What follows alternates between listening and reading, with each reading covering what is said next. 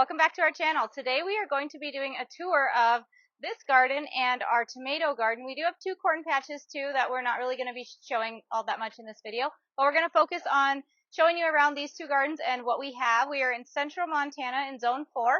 Stay tuned and follow us through our tour.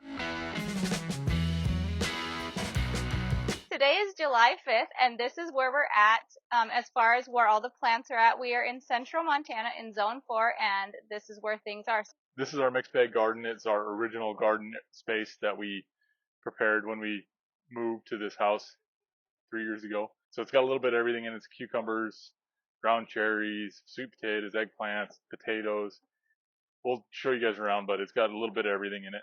Yep, and this garden this is our original garden space, so we planned on making this, we thought, big enough so we wouldn't ever want to expand again. Yeah, that didn't happen.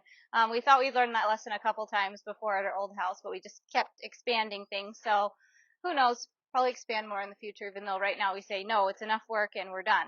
But you never know. Lesson learned, don't do permanent fencing on stuff like this. Yeah, although the fence does serve a purpose, but anyways, we're getting off on a tangent. Yep. So, let's take you around the garden. So to start off, on this end of the garden, we have a couple rows of sweet potatoes.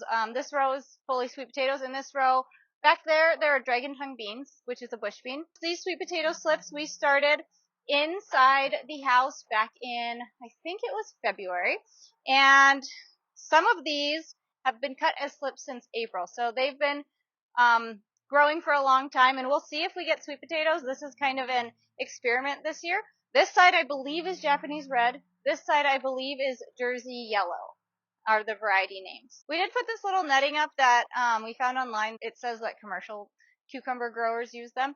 We're going to probably have to put a couple more T-posts because once these plants get heavy, this is just going to not really do much the way we have it up right now. But it's a place for them to climb to get them off the ground. They're new to us, so any insight, if you guys have insight on sweet potatoes, I'd love to hear it in the comments because I'm learning about them. But I've heard that you need to keep them up off of the ground, otherwise they will root, because each one of the little nodes will root, and that's how we made all of these and other sweet potato slips that we gave to other people. So right over here in our next row, these are all ground cherries, and we have 43 different pods of ground cherries. Now, a couple years ago when we first moved into this house, I believe, we started ground cherries, not really paying that much attention to the fact that they will just seed in and keep coming back every year. And so that's what all of these are. These are the ones that have volunteered in the garden from seed that was in the garden from the fruit that didn't get picked, and they will just probably keep coming up. And I will show you later on just how many more we still have in the garden. Some of them we decide to leave where they pop up. We feel like those end up producing more later. But we have tried doing this before where we transplant them where we want them in the garden. And in the past, it hasn't worked out that great, but these plants actually look pretty awesome this year. So I'm hopeful that they will do really well. Here's a ground cherry plant, and here's a flower. And the flowers right here, they will turn into a little husk with a little ground cherry inside of them. And it's a little yellow cherry tomato looking thing. Doesn't really taste like a tomato. Doesn't really taste like a cherry. It's just kind of, it's its own unique flavor. So we do sell those at the farmer's market, and people really like them because it is so different, and it's kind of like novelty, I guess. They are pretty tasty, and we make jam out of them, or our daughter just eats them, or we just eat them as is. Right here we have some kohlrabi that's barely just starting to poke up. You can see where they are, along with a couple weeds in there, but these are the kohlrabis. And I think we have 3 different kind of here. I know we have, I think it's purple Vienna and green Vienna. Actually, let me consult our map. So I make a pretty intense garden map of everything that's in this garden, and I keep this from year to year, and it really helps me know what we planted and keep track of variety names and where stuff is, because I will forget. But anyways, this right here is, right in the front here, Cossack kohlrabi, and then we have early purple Vienna kohlrabi and early white Vienna kohlrabi. So I kind of like those. My husband's not that big of a fan, but they're nice. They keep for a long time. And I know some people really don't like writing down where their stuff is or what they even planted, but we have just found this so helpful from year to year. I have them, I don't know, 10 years or more, and inside of it I also put other things like what we started in our seed trays, and then I put a little page of like notes of what we absolutely did not like and what we really did like. So it really helps us just kind of keep tracking, and when the spring comes around and it's time to start seeds, we know what to start, and we know like how many rows we planted of potatoes, how many just different bell peppers we planted or whatever. Another reason we like it is just to really keep track of those variety names, because like a jalapeno, for example, we planted just regular, burpee jalapenos or whatever, and then we planted a variety called Parks Whopper jalapeno, and those were huge. And without the garden map, we wouldn't have known. If I would have just labeled all of those plants jalapeno plants, I wouldn't have known that those were Parks Whopper that got like they're huge jalapenos, and they're like really thick. Um, so like this just really helped us keep track of that and kind of narrow down which varieties we really do like and that do well in our climate. You really have to grow stuff for your climate too, and with what works for you. Like some of this stuff won't work for other people, and I see other people do stuff that won't work for us. So just kind of something to keep in mind. So it just really helps us, and I consult this a lot. Anyways, back to the tour. Let's head down this way. So we have some snowbird peas right here. These are probably kind of late for putting on growth, but we'll see. They're kind of just a for fun thing. And then we have more sweet potatoes down here. This plant right here, we actually had in a 5-gallon bucket in our greenhouse, and we just dug it up to see, are we even getting tubers in there? Is it even doing anything? And there were tubers in there. So that was really exciting. And we're going to be going out of town, so we just decided to plop it in the ground so it's on water and it can keep growing. It was pretty root bound already in a 5-gallon bucket. So we're glad we did that. And at least there's something growing in there as far as a sweet potato. And down here we have Beauregard sweet potatoes. These ones, this is the only thing I think in the whole garden I bought. Except for our huckleberry potatoes. I bought those. After filming, I realized we did buy these onion bulb sets. When I originally said this, I was thinking of just different plants that we bought and that we didn't start from seed. We, of course, too, bought seed to start all of our plants. I just wanted to clarify any confusion for this, as that statement was a little confusing. So these are Beauregard sweet potatoes, and when they came, they looked like they weren't even alive practically, and they have popped back, and hopefully we get those. I'm excited about these because these are a kind that we're supposed to hopefully be able to actually grow in our growing zone. So right here, these little pods that you probably can't even hardly see, little baby plants, these are some extra zucchini. We have other zucchini over there that's a lot further along, but sometimes towards the end of the season, we notice those start dying off, and we're at market and we need more zucchini. So we decided to do like a second round of zucchini randomly in the garden where we had a little extra space, and this is where we had some extra space. Down here, we have something that's new to us. We haven't really done pole beans before, so we have 2 different kinds that are in here. So these couple of pods right here are Seychelles green beans, and they are supposed to start to vine up here. We'll see. We germinated a lot, like way more than a 72 cell tray, and that's all that came up. So horrible germination rate. We'll see what they're like. These ones over here are called Vortex, and those germinated a lot better, although we don't have all too many, just from here to over here to over here. So not too many, but we'll see what we get out of them. I'm kind of excited to try a different kind of green bean, aside from the dragon tongue, which I did mention back over there. And then on this side, we have more sweet potatoes. We really went nuts with the sweet potatoes, and hopefully they work. It's an experiment. So right here we have 4 Parisian cucumber plants, and these are, I'm excited about these. They're actually growing, and look, we have some little cucumbers going on there. So I'm really excited about that. We did opt to make this big trellis this year, which, yay, I'm glad we did that. And we got these little cucumber clips. We hadn't ever used those before. We had just counted on the tendrils to vine and pull themselves up, but that hasn't really worked before. So we finally opted to get those, and those were super cheap on Amazon and a really nice and simple addition. Glad we did it. Then we have some Sweet Success cucumbers down here. We're just kind of trying a bunch of different varieties, and hopefully some of them stick. I did say it in our other video, we have not had success with cucumbers before. It is one of our biggest failures as gardeners. So I am really trying a lot of different methods to get these to grow this year and to get cucumbers. Yeah, and these have grown since I've looked at them last too. They're doing awesome.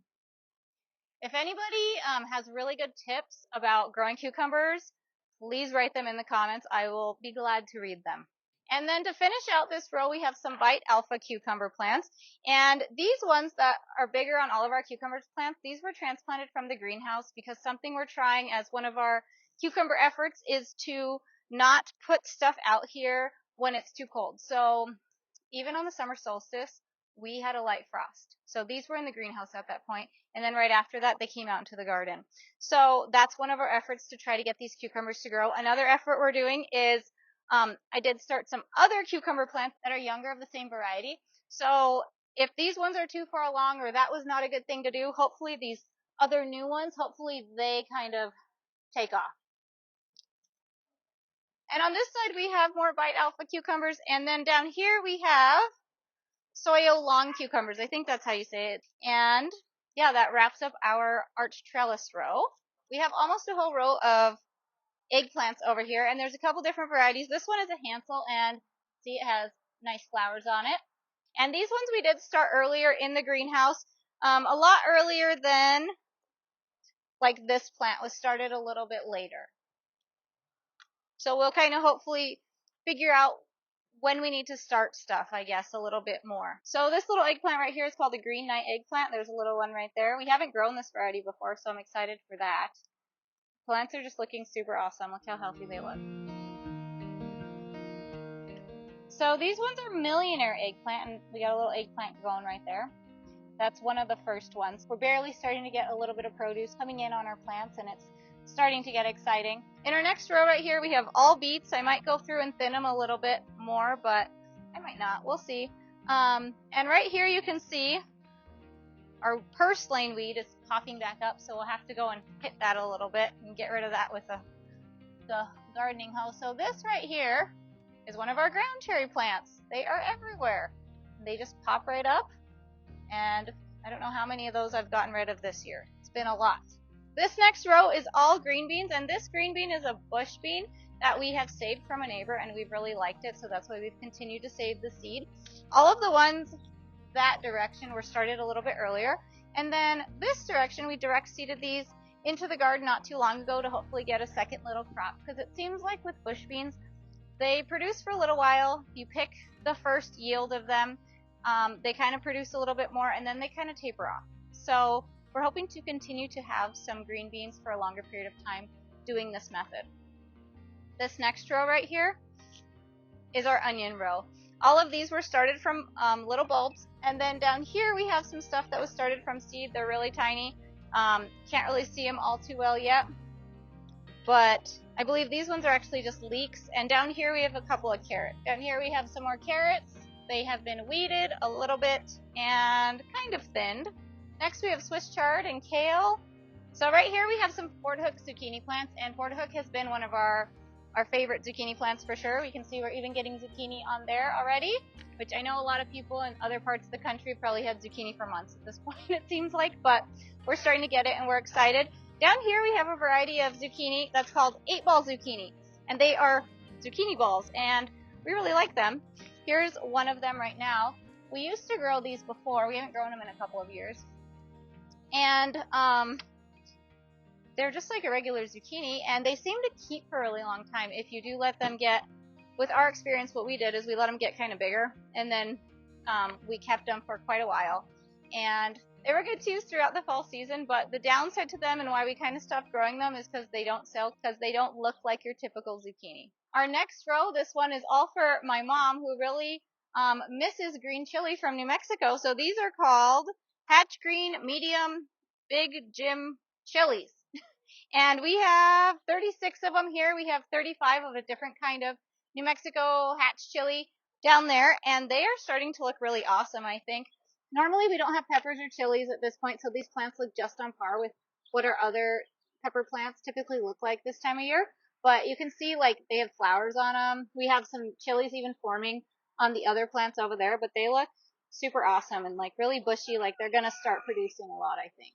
So we're excited, and it was kind of another one of our little challenges this year. Can we grow hatch green chilies in Montana? So that's something else that we're trying this year. At the end of our chili row, we have a couple more zucchini plants that look pretty close to these other ones. Although they're a different variety, I believe they are pronounced rampicante. I'll put the name here. In this next row, we have more eggplant, and these eggplant are supposed to get a little bit bigger, so we did put them in a little bit later. Our season now will start getting really hot and dry, and that's when we get a lot of growth on our stuff.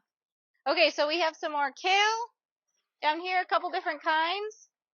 And then Swiss chard. We have a recipe with kale and Swiss chard that I really like, and it's just easy to throw together. And then we have some more zucchini. A couple of these are Ford Hook. And then we have some white scallop zucchini, which I'm really excited about. All right, I'm getting tired, so he's going to finish the rest of the garden tour for These you. are our Imperial Star artichokes. They are on par with what we've had in the past. They just kind of grow nice big plants right now, and pretty soon at the center you'll start seeing a flower head start shooting up. That's when you're going to start getting your flowers. Down here we have some of the Parks Whopper jalapeno that I started the first week of January. You can see some nice big peppers on there that I started just because I wanted to get jalapenos early because I really like jalapenos. And you did, and they look awesome. Yeah, and they are coming in great, which is nice because I don't need all that many. I just need one or two, you know, here and there. These are cosmos, which are blooming and got more blooms coming.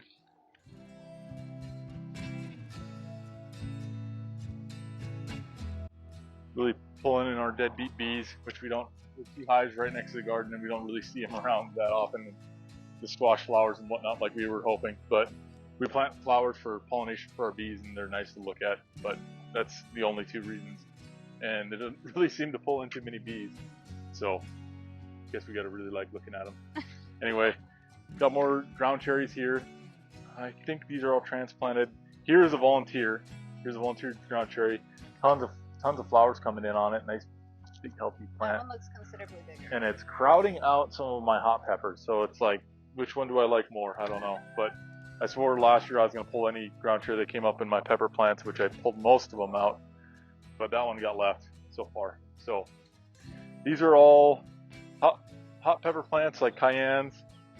And I think these look like tequila sunrise, which are they're an orange pepper that are blazing hot, too hot for me to eat on their own.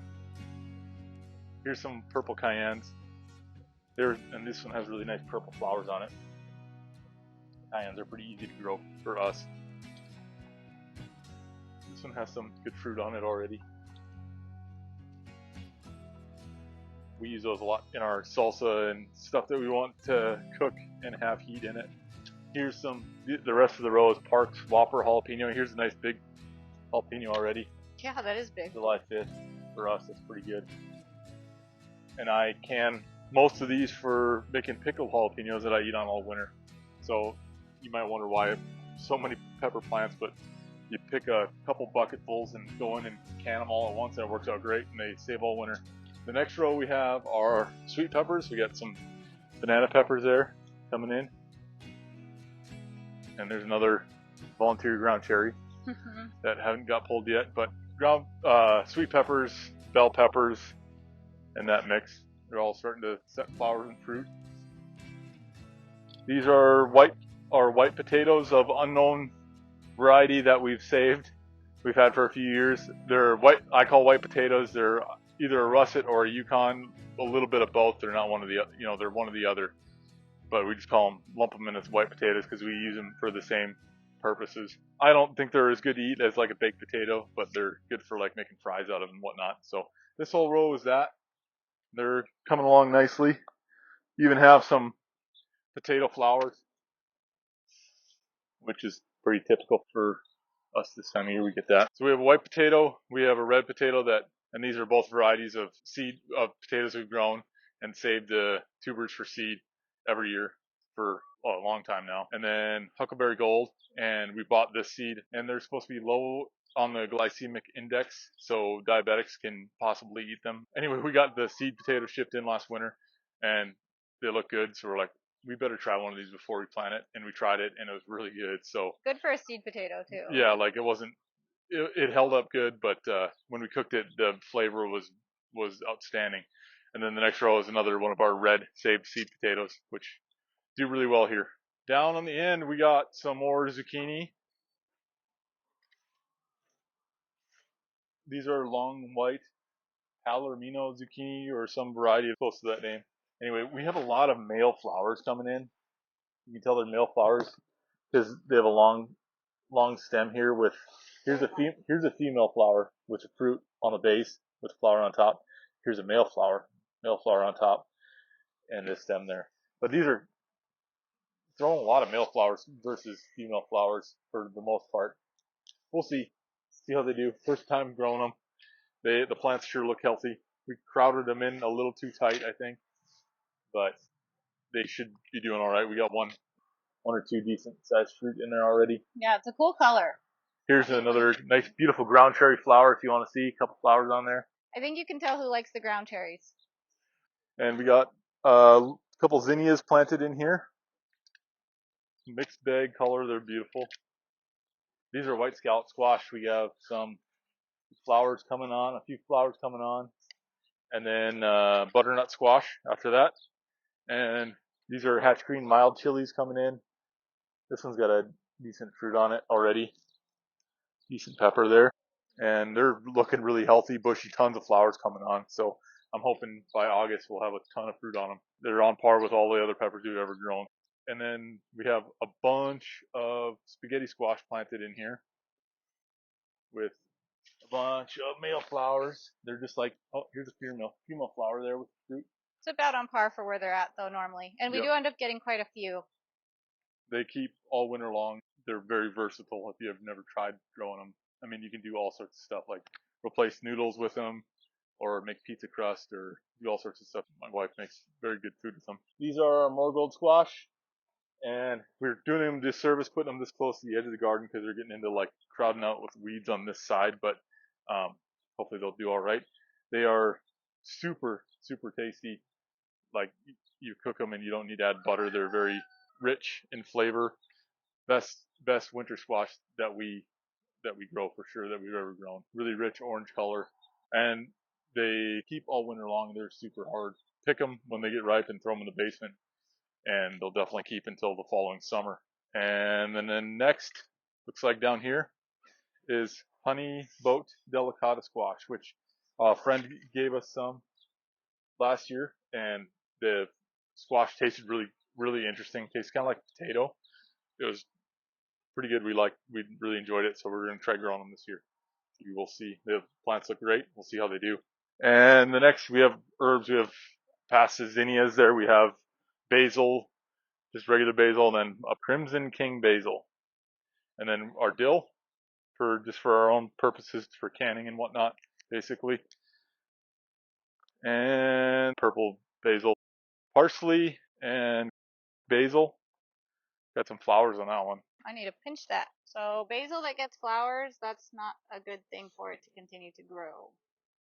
And then the last, finishing off our row of herbs is thyme.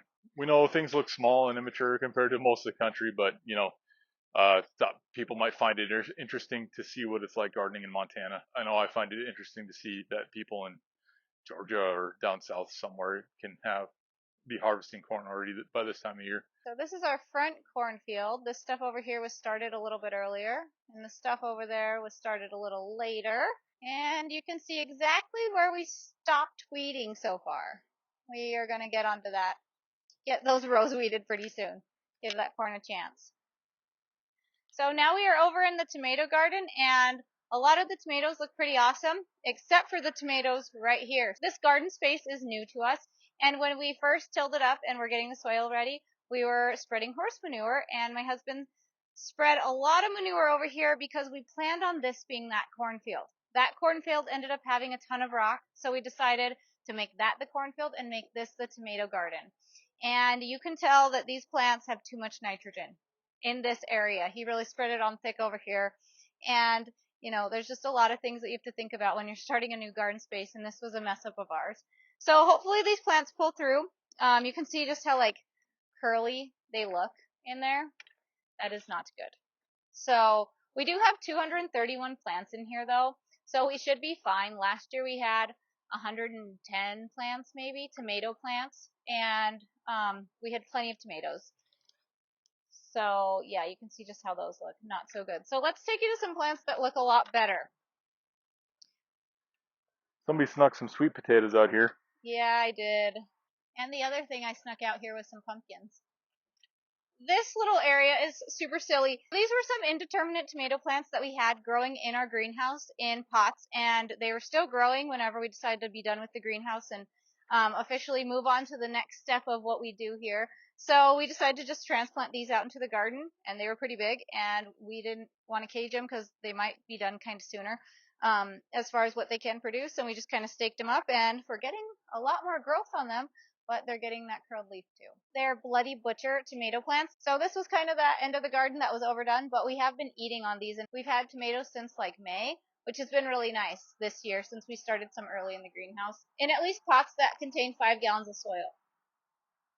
I also snuck a couple tomatillo plants out here just because they're kind of nice to have, and people want to buy tomatillos at the farmer's market sometimes. But they're looking pretty good. Look at all those flowers. So in the rest of the garden, the tomatoes are definitely starting to get a lot bigger. If you watched our other video where we were worried about frost right around the summer solstice, they survived. There is one plant that did get a little frost, but a lot of them look pretty awesome. This is a variety that's new to us called Anise Noir, and it's looking pretty awesome. We do not really prune our tomato plants, but you can see just how great they're looking, really green. I do see a little fruit on this one right in there. And since we don't prune our tomato plants, they end up looking like a jungle, and it is pretty challenging to find the fruit in there sometimes. In this video, I'm not going to share much about the specific tomato variety names because right now, any of the plants that do have fruit just have green tomatoes, and I don't feel like that's very exciting to listen to or look at. We do have 51 varieties of tomatoes in the garden this year. The tried and trusted varieties have multiple plants, and we only plant a few tomato plants of the varieties that we are just trying out for the first time or those kinds that we know we don't need that many of. When we start getting ripe tomatoes, we will do a tomato garden tour, so make sure you subscribe to our channel if you don't want to miss it.